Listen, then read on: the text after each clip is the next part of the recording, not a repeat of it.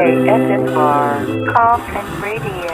Welcome to another exciting episode of Koffin Radio. I am Heartthrob Rob, and joining today is bad dude Tito. How are you doing, brother? Doing great, man. Doing fantastic. Dude, you just had an amazing match over here at Rival Pro. You know, you coming in from big stuff that you've been doing. How is everything going for you right now? Right now, on top of the world. I couldn't ask for anything better. Just got back from Japan, tagging with Jonah in the G1. Been back in the States maybe like 7 days now. I've already had 2 matches. I did strong on Sunday against Chris Daniels and one of the Young Lions, and then tonight against Lucas and Dom. So killing it, man. You're in high demand right now, dude. Everything you do, I've told you before that your heel work is some of the best stuff going, dude. You got that old school bully style where I almost feel like it's a Dr. Death Steve Williams or a Terry Gordy, you know what I mean? Yeah. That kind of stuff. Where do you think that comes from for you? Hold on. I think they're coming for you right now. Bro, look at this shit, bro. You can't go nowhere without them coming for you, Tito. Look at you, the big bully. But no, I mean, you got that Terry Gordy, Dr. Death Steve Williams kind of style. Where do you think that comes from? Or how does that feel for you? It feels great. Like, I love being compared to those guys because that's kind of the style I like to watch. I do incorporate a lot of that style into my matches. But I also have like a modern day pace, and I do like to get my athleticism in. But I love watching those guys. As far as where it comes from, I just kind of think like, what would be like the biggest asshole dick thing to do at this particular time, you know? And then fucking do it. Absolutely. And dude, like you said, you know, the Japan tour, you were at the G1 Climax. What was it like for you to team up with Jonah, and how long were you out there for? I was out there for a little over 5 weeks, but yeah, it was a long time, very long time. But it was fucking fantastic, bro. I had the time of my life. I couldn't have like written it any better. Teaming with Jonah was amazing. Such a fucking great guy, very smart. He has very great wrestling knowledge and great in the ring. So he helped out a lot.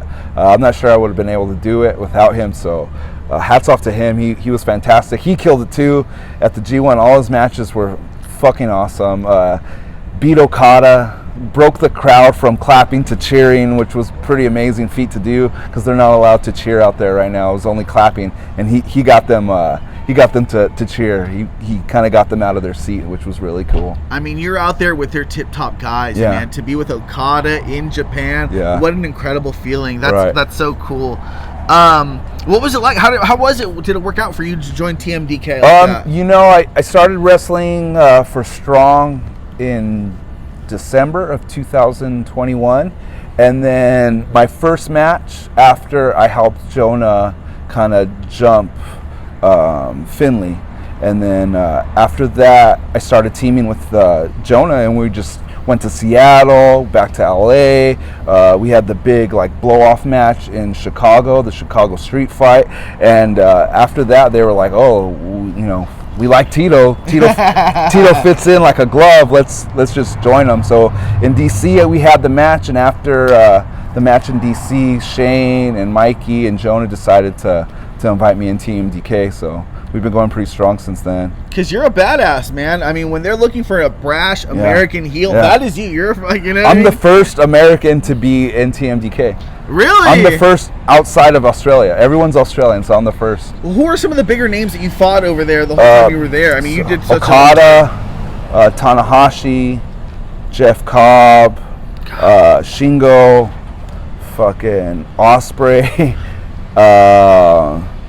Honma, Makabe, like Tom Lawler. Like, it was like a crazy list of people. Like, I remember like seeing the schedule on NewJapan.com and being like, holy shit, this is like all their fucking top guys. I better step my shit up, man. That's the who's who of all the other 6 continents besides America. It was wild, bro, dude. You're fighting the top guys in America, let alone now you go to the spot where you can fight 6 other countries with the guys. That's crazy. Sure. Yeah, it was great. When you're not fighting on the other side of the world, making a name for yourself, I see you kicking ass at Championship Wrestling from Hollywood and Santino Brothers. What is the relationship like with you guys over there right now? Santino, I love Santino's. I go there, I train, I help with the young guys.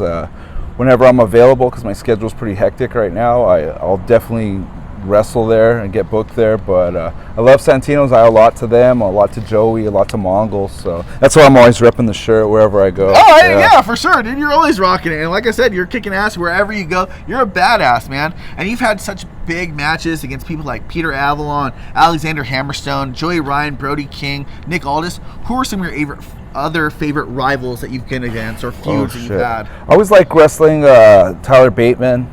He brings out the best in the worst way. Ray Rosas is great. I had a great match with Nick Aldis. It wasn't really a rivalry, but it was kind of meant something to me because it was the NWA champion at the time. I've had some great matches with some great wrestlers. Brody, I love wrestling Brody because he really takes it to you. And if you don't fight back, you're in for a fucking long day. So absolutely. Who would you say your favorite matches against? If you think about your favorite matches. Well, recently I would say in the G1 Climax, my favorite matches were the Tanahashi and Okada match. That was one of my favorites. And then my last match on the tour was with Tom and Royce Isaac. That was one of my favorites. Good dudes. And not only that, but we wrestled each other 5 times out there, and that was our last one, and we decided we were going to fucking kill it. So, and go hard, man, for sure. Dude, and people got to really keep up with you because you're like I said, you're fighting the tip-top guys of the who's who of the wrestling world right now. Where can people follow you out on social media? You can follow me on Instagram, Bad Dude Tito, Twitter, Bad Dude Tito. That's pretty much where I'll post all my stuff. I really like Instagram more than Twitter, so I'm more on Instagram, but I'm trying to up those numbers on Twitter and Instagram right now. Absolutely, man. And sorry, last question. You're obviously working for New Japan. You're always kicking ass over there. Who are some of your dream opponents that you have left over there? Ishii would be sick. I really liked working with Tanahashi. So I'd like to get in there with him and get a singles. I have one of my dream matches coming up next Friday against Suzuki. So it's all coming together right now. So. Absolutely, bro. Any other matches that are coming up? It's on the Sorry, you're going to New Japan. Yeah, so right now announced for New Japan is Suzuki on Thursday or Friday, and then the next day I'm in a 6-man. It's me, Shane Hayes, and Jonah versus Tanahashi, Okada, and Yano. Bro, I'm so excited. I can't wait to see all of it, man. Thank you so much for being on the show, Thank bro. you. I really appreciate it. Of course, man. Thank you so much. For Bad Dude Tito, I am Heartthrob Rob, and if you like what you're watching, then hop in the Koffin. Follow us on social media at Koffin Radio. Koffin is spelled with a K. And that's all for today. KSFR, Koffin Radio.